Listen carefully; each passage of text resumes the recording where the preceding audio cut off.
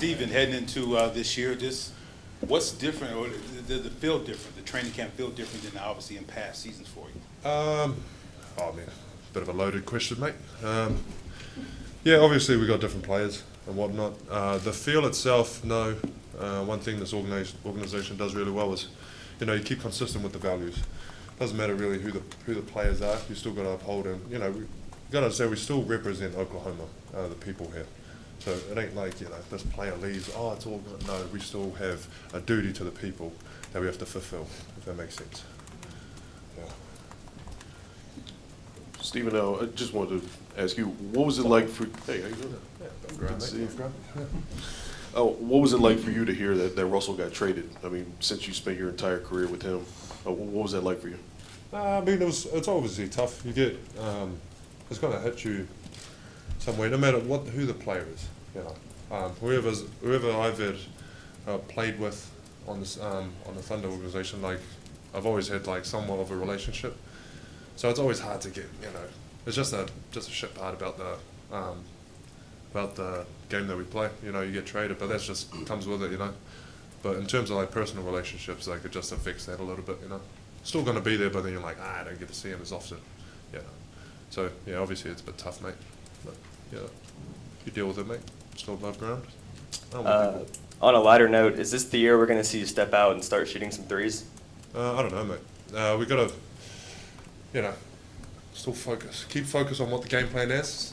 If that's the thing, then yeah, I'm not going to just come out and be like, maybe now's a good time to jack up a couple threes. Like it's got to be calculated, This ain't like rec center basketball. It's got to be rather, it's still taken very seriously. It shouldn't be just like this. Time to experience stuff. Still got our whole thing, because we're still competitors, So we're still going to try and win the games. Obviously, come out, play hard, work hard, So. Stephen, right here. As a spokesperson for beef, what are your thoughts on Chris Paul's plant-based diet? That's a controversy. That's a good one. I mean, I'm sticking by meat, mate. I'm a huge fan of meat. Yeah, I'm a huge fan of meat. Either way, quite impressive though. The stuff, the science behind it. It's pretty impressive. We'll say that. But I don't know. Might be a little locker room debate. Yeah. We'll see, mate. We'll see. Okay. Yeah, Cliff Brutt, Associated Press, over here. So just your thoughts on having Chris Paul as a teammate, and just your impressions of him over the years and then being able to play with him now. My impression over the years, he's just like a little court general, He seems like he knows how to control pace really, really well, which is a huge deal, especially when you're playing with very, very big deal. Yeah, just take that for now, mate. Obviously there's a long list of things he'd be all day, but yeah, it'll be good to see what, just kind of what he does here, Stephen, Nerland's mentioned. Hello, by the way. Hi, good to see you. Nerland's mentioned that your offense is going to be shifting, and obviously it has to with new personnel. Have you gotten a sense yet of how different your offense is going to be and in what ways you're going to tweak it? Well, it's the NBA itself is shifting anyway. I mean, you get the whole everyone stretching threes and stuff like that. Obviously, that's the, face value sort of thing, but how the game is evolving itself is that there's going to be less pick and rolls, right? There's more handoff situations, right? Yeah, but you understand the difference, eh? Yeah. So there's more handoffs rather than pick and rolls in today's game, which just it's just different, and it's a lot more difficult. So a lot more teams are running that. I can't give you because we haven't started training camp yet. I mean, we'd practice some stuff, but it's kind of across the board. So in terms of our offense, it will be probably along with that trend, Yeah. Words. Stephen, so you're the veteran on the team now as far as being with the organization a while. We got a bunch of new faces. What are some things that you're excited about passing on down to that next generation and sort of continuing the culture that we've built here? What am I excited about? Yeah. From passing on? I mean, it's always good just to meet new people, mate. Listen to their stories, where they come from. Oh, amazing backstories, these players. you know, some of the stuff they go through and how they came about. You know, there's not many people that make it to the NBA, so yeah, got some pretty good stories, mate. So it'll be good to like just learn about that. In terms of what I pass on, whatever sticks. You know, you know, there might be a bit of a, I don't know, cultural difference or whatever, but hey, if they walk away with something from me, even if it's just like, oh, he says mate, it's like, good enough, mate. Yeah, good enough. It's good enough for me. Stephen, piggybacking off that a little bit, when you think back to your rookie year in 2014, you had Russell Westbrook, Kevin Durant in the locker room.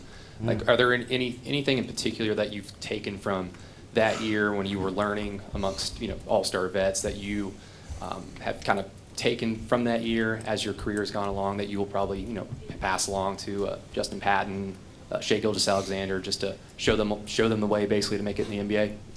Yeah, I mean the formula is pretty. I mean the formula is pretty simple. Obviously, you just got to work hard, be consistent. You know, there's all those sorts of things. But yeah, it's the consistent thing that's difficult. Like you could come across, you know, someone could tell you like, oh, there's a secret sauce. You can't get around it, mate. You got to be very consistent and it ain't just like coming in and just getting up mindless shots, if that makes sense. Like you have to be really focusing in on what you're trying to get better. That's the biggest difference. I actually learned that from Nick Collison, actually.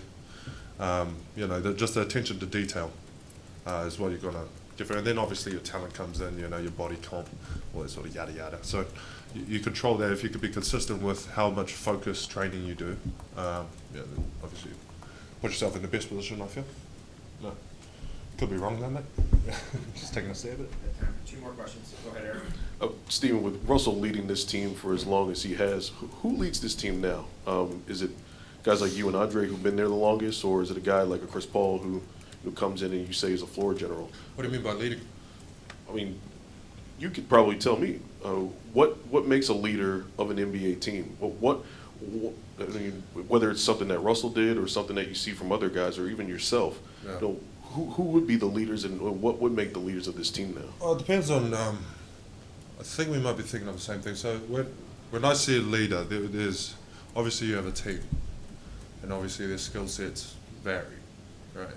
So if you have a leader, it depends on who it is. Like, you know, you get someone who leads from the back, get someone who leads from the front. Doesn't really matter. The main thing is that everyone's on the same page, right? More so than just, oh, this guy, you know, he's the one, he's a spokesperson. And Russ has been that guy, which is good. Like, he's ran it perfectly. But when you say like, oh, this person does, like, who's gonna lead it exactly? You don't really choose. You know what I mean? You don't really, like, I ain't gonna just come in and start trying to be like Russ, if that makes sense. Because that's not who I am. I think it'll just be injustice to people because I'm just trying to fake it, if that makes sense. I'm more of a quiet guy.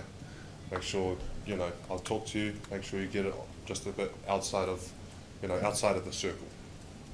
Does that make sense? You know, so that could be seen as being a leader in itself. But regardless, the main thing is that everyone's on the same page. If you could accomplish that through everyone being a leader or in their own way, then cool. Because we expect the rookies to show, I mean, say the people that have been there for 2 years, we expect them to be somewhat of a leader in that sense, right, to the rookies, as well as the veterans and so forth. So, yeah. That's why I was asking, like, what do you mean exactly? Like, you know, there's long list, mate. Long list. Yeah. Does that make sense? Confused the shit out of people, what? Yeah. He's looking at me like I'm speaking money. But like, I don't play for an NBA team, so I don't know what goes through leadership in the locker room. Did that make you explain that well? Yeah, but yeah, I guess it's just normal workplace as well. You know what I mean? Like it's normal workplace stuff. I mean, there's a hierarchy organizationally, but you know, in itself, on if you're trying to accomplish something, you don't really look at that. It's more just coming together, same page, forward. Body language helps. Stephen, wondering if you happen to hear any rumors in the offseason about your name and trades. Did you catch any of that? What was that, sorry, mate? Did you happen to catch any rumors, like we heard, about your name being attached to trade rumors? And do you just deflect that stuff? Yeah, I mean, look, it ain't this thing where you just read about it and like, oh, that's unfortunate, and then you're just surprised that it happened to you. Like, you know what I mean? Like, it's, you know, if it's happening to someone else, then obviously there's a chance that it might happen to you. Like, it's common sense, mate. But yeah, I mean, it still affects you in some way, you know, because you're human. Yeah, I mean, and you care, like, you know, if you care about something like this, obviously I care about the organization here. But again, we're here because we're trying to support the organization itself, and the organization needs to do well, right? So you have to keep that in mind, right? You're just here to help. And if you could place your brick, whatever you want to call it, you know, your little stuff on the history that it's about to create, then that's a privilege, you know. That's just cool. So even if they did trade me, you know, it's obviously just a huge honor. And I know with every player that's played here, it's been a huge honor to just contribute to the history that Oklahoma's making, because I think it is a very special organization. Small markets doing really, really well for itself, you know. So I mean, that's huge in itself. Answers, huh? Yeah. Sorry if I touched a button. Thank you.